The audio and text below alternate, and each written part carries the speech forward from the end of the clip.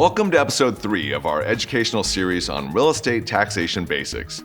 Be sure to watch our series on 1031 exchanges and passive real estate investing basics. We also encourage you to read our book, How to Retire from Being a Landlord, which you can order for free on our website or on Amazon.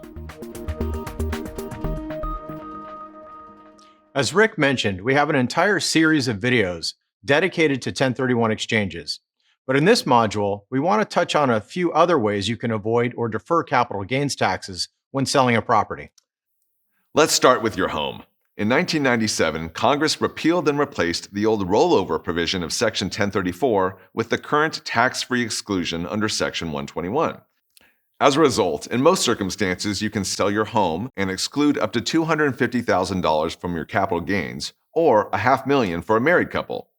To qualify, you must have owned and lived in the property as your primary residence for at least 2 of the last 5 years.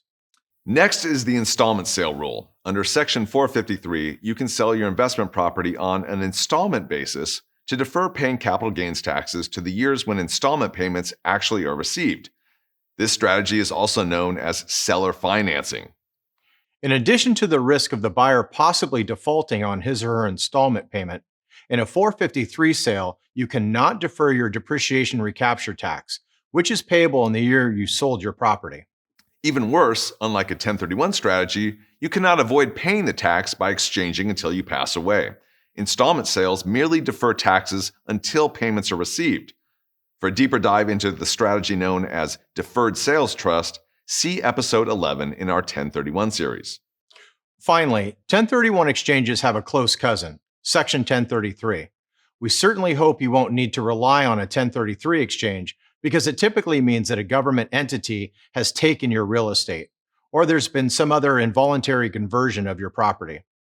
The situations that trigger 1033 include eminent domain actions, destruction by forces outside of your control, theft, or seizure by law enforcement.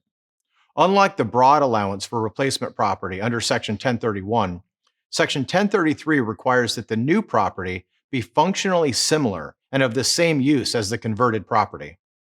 The timelines under Section 1033 are different as well. You have 2 or 3 years to close on a replacement property depending on the nature of the conversion. As with many IRS rules, there are specific notice requirements that you or your accountant must follow.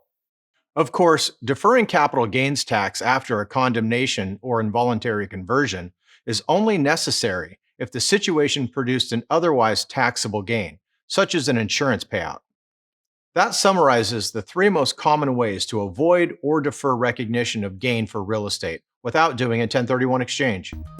Thanks for watching. Please be sure to watch our other education modules and visit our website at 1031capitalsolutions.com.